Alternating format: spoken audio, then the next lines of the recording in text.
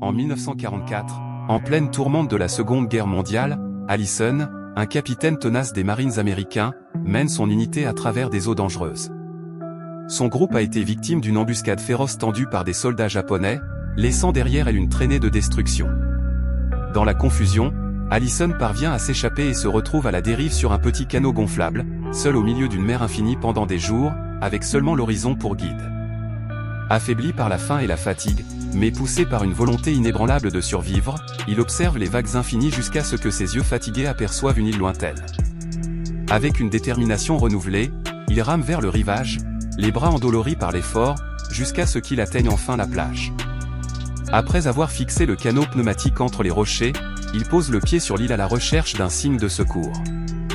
Le paysage devant lui est luxuriant, avec des arbres imposants, des plantes et des formations rocheuses déchiquetées, mais dépourvues de toute présence humaine, ce qui amplifie son sentiment d'isolement.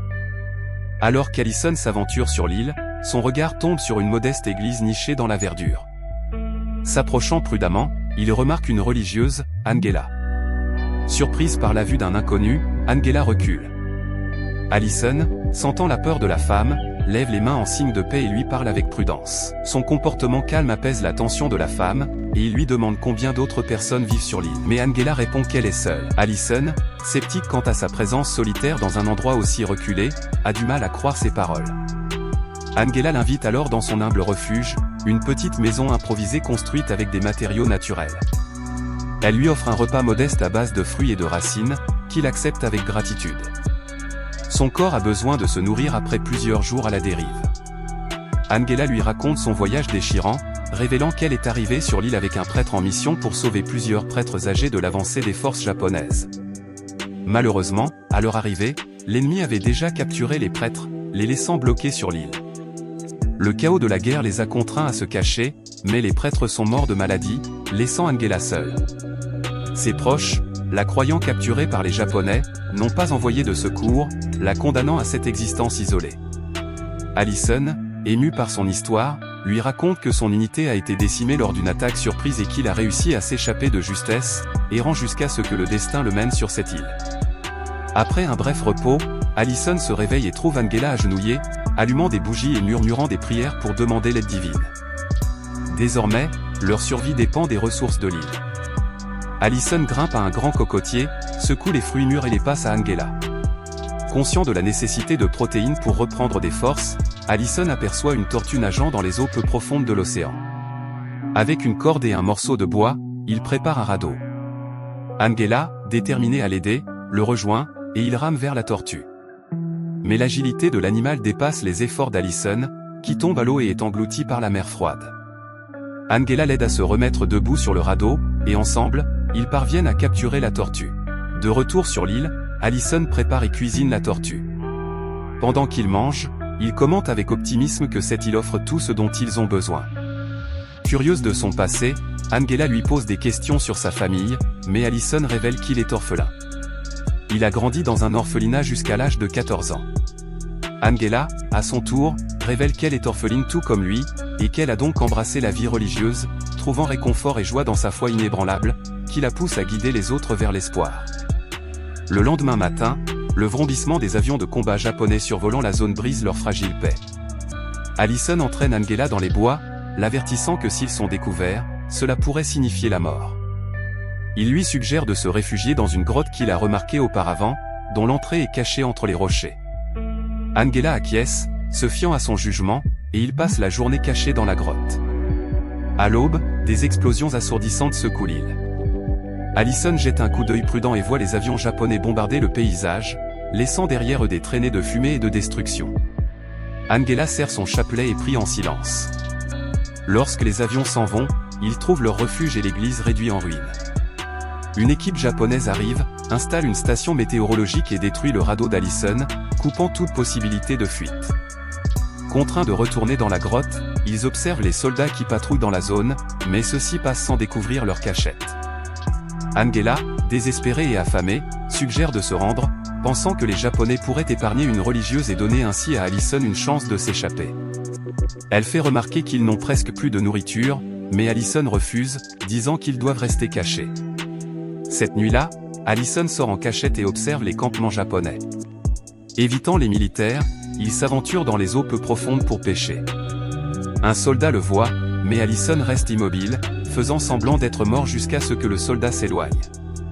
Il attrape plusieurs poissons et retourne à la grotte où Angela et lui partagent le repas. Angela, qui a renoncé aux poissons lorsqu'elle est devenue religieuse, a du mal à avaler. Elle vomit et va se coucher. Son corps est affaibli par la faim. Plus tard, pendant qu'Angela se repose, Allison ressort, se couvrant le visage de suie pour se camoufler dans la nuit. Il s'infiltre dans le camp japonais et rassemble silencieusement de la nourriture dans un sac. Soudain, un soldat s'approche, obligeant Allison à se cacher derrière des caisses. Piégé, il reste là toute la nuit, incapable de s'échapper jusqu'à l'aube, lorsque les soldats sont distraits par des exercices. Profitant de l'occasion, Allison s'enfuit avec la nourriture et se cache dans la jungle pour le moment. Pendant ce temps, Angela se réveille et découvre qu'il n'est pas là, craignant qu'il ait été capturé ou tué. Quand Allison revient sain et sauf, le soulagement d'Angela est palpable, mais sa peur se transforme en colère, pensant qu'il était mort. Alors, Allison promet de ne plus jamais partir sans lui dire. Le lendemain, pour lui remonter le moral, Allison offre à Angela une fleur et un petit peigne en bois qu'il a fabriqué lui-même, des gestes qui font apparaître un sourire sur son visage. Curieux de savoir ce que l'avenir lui réserve, il lui demande si elle a déjà songé à abandonner la vie religieuse. Angela lui révèle qu'elle n'a pas encore prononcé ses vœux définitifs, car les religieux ont 5 ans pour prendre une décision finale, et qu'elle est encore incertaine quant à son avenir. Mais leur moment est interrompu par des bruits qui révèlent que les soldats japonais font leur bagage et quittent l'île. Heureux, Allison et Angela trouvent les provisions laissées sur place, qui soulageront leur manque de nourriture. Dans ce moment de trêve, Allison s'ouvre et partage la solitude de son enfance et les difficultés qu'il a rencontrées. Avec vulnérabilité, il lui avoue qu'il est tombé amoureux d'elle. Angela, stupéfaite, lui explique son dévouement à Dieu, incapable de trahir sa foi pour une vie romantique. Allison, bien que blessée, respecte son choix. Cette nuit-là, alors qu'ils partagent un repas, Allison trouve une bouteille de saké japonais parmi les provisions. Il se saoule dans un moment de désarroi et qualifie les vœux d'Angela de dénués de sens. Profondément blessée, Angela s'enfuit dans la jungle sous la pluie et s'endort dans le froid. Redevenue sobre, Allison la cherche, mais ne parvient pas à la trouver dans l'obscurité. À l'aube, il la retrouve enfin inconsciente. Il la transporte vers le campement abandonné, mais s'aperçoit que les Japonais sont revenus, le forçant à se réfugier dans la grotte. L'état d'Angela empire malheureusement. Risquant tout, Allison s'introduit dans le campement japonais et vole des couvertures et des médicaments. Un soldat le voit. Dans un acte désespéré, Allison tue l'homme avec son couteau, cachant le corps pour éviter d'être découvert. De retour à la grotte, il change les vêtements mouillés d'Angela pour la garder au chaud, lui administre les médicaments et, pour la première fois, il prie pour sa guérison, laissant son scepticisme faire place à l'espoir. Quand Angela reprend connaissance, elle demande qui lui a changé ses vêtements. Allison lui explique que c'était nécessaire pour lui sauver la vie et s'excuse pour les paroles qu'il a prononcées lorsqu'il était ivre, mais elle lui pardonne. Soudain, des explosions se font entendre à l'extérieur. Les Japonais, ayant trouvé le corps du soldat, bombardent l'île à la recherche d'Allison. Les soldats s'approchent de la grotte et Angela prie, convaincue que leur fin est proche. À ce moment-là, cependant, des explosions encore plus fortes se font entendre, révélant que les avions de la marine américaine attaquent les forces japonaises. Allison remarque que les Japonais ont positionné 4 canons, rendant le débarquement américain dangereux.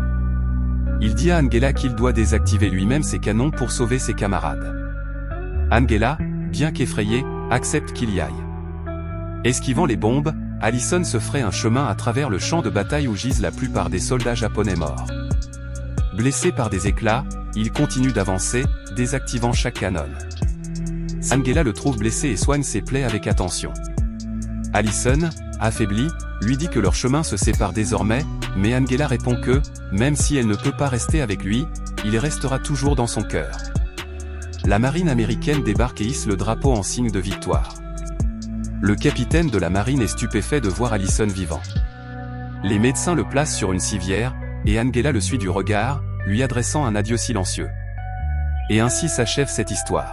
Celle d'un homme et d'une femme que tout opposait, mais que le destin a réunis au bord du monde. Sur une île perdue, ils ont découvert que même au milieu de la guerre, il reste un lieu où l'amour et la foi se rencontrent. Connaissez-vous ce lieu? Si cette histoire a su éveiller une émotion, laissez un like, partagez vos impressions en commentaire, et abonnez-vous pour poursuivre ce voyage à travers d'autres récits qui font vibrer l'âme. Merci d'avoir regardé Synopsis Show, là où chaque histoire devient un souvenir.